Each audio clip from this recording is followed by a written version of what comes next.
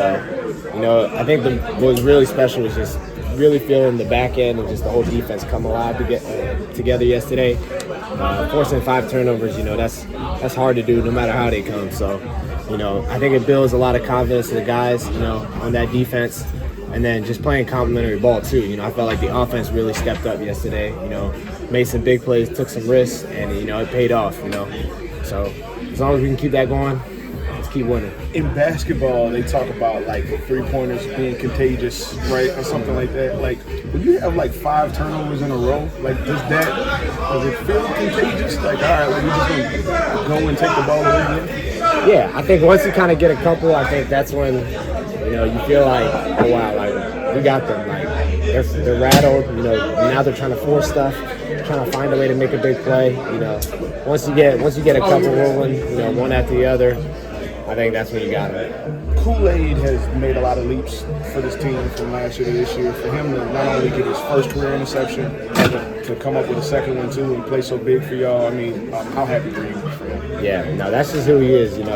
Ever since I got here, OTAs, camp, he's been, a playmaker, and he's been, every day he's been the same. Making plays, having confidence. Speaking up, so I think that's just really, everybody else can now see, what type of player he is. I've always known him to be that player. With a new head coach, obviously the talk of, him getting his first win. There've been things that's been put in place that seem like good practices, but now yielding those results. How happy are you for him, and like how much do you believe in like his success and the plan that he's putting in place? Yeah, I mean, I don't even think it has to be about me believing in his success. I believe in success because he's done it. I mean, he got a Super Bowl. He's been really successful all the places he's been. So I think the trust has always been there. But we went through a little bump, had a little tough stretch, but the belief and the goals are still the same for us. So awesome to get his first win, but at the end of the day, we're ready to go get this next one. It didn't end up being a turnover, but Terrell Burgess, I mean, the play that he made on that flea flicker seemed like a huge momentum shift there for you guys. What was that moment like? Just Terrell is just super reliable. You know what you're going to get from him. The guy, doesn't make mistakes really. Always reliable to, do his job. And it seemed like nobody else was ready for that play. But, having one guy who's, always going to be ready and, not let the team down, that's him. So he's been an anchor for us and, someone guys can lean on, really familiar with Staley and the system. So always, speaking up and just, helping guys understand concepts more. And that's just, says a lot about who he is as a person and who he is as a leader. Jonas, were you as happy when you reviewed that game with your deep coverage on the when they tested you down the sideline and playing it clean, turning your head? I mean, are you as happy with that as any of the other plays you made this year? Yeah, I mean, I never want to give up, a catch. Thinking back to it, I think I could have tracked the ball a little better. I think I got a little stuck to the man a little too much.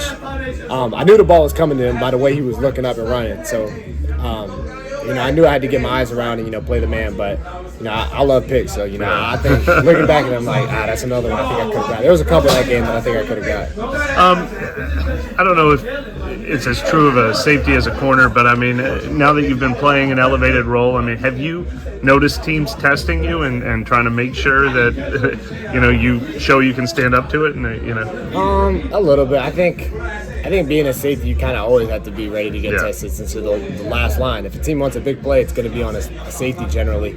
So understanding that, you got to be ready for anything. There's a couple plays where you're like, dang, they could have done this. I got to be ready for them to come back with the counter next, or maybe come back to that same play again. So you're just always thinking of possible scenarios or what they might try to attack next. And when you had the early success you experienced, have you gotten like good advice about keeping tunnel vision and not Yeah, no, for sure. Just little things like how to get your run pass keys faster, little things that'll give away and kind of help you be prepared for certain things.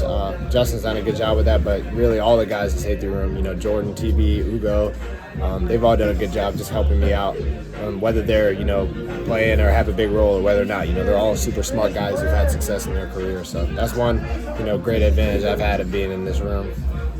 How much were the takeaways emphasized in practice, or was it just opportunities? Yeah, no, every day, every meeting, you know, they're emphasized, you know, especially, you know, Coach Brown, the corners coach, you know, even when we're warming up for practice, you know, he's holding the ball like this and just wants you to punch it out just to, you know, get used to that. And I think that really is starting to, you know, pay off. It's been a big thing emphasized over the offseason as well. So, you know, this is just the beginning for us.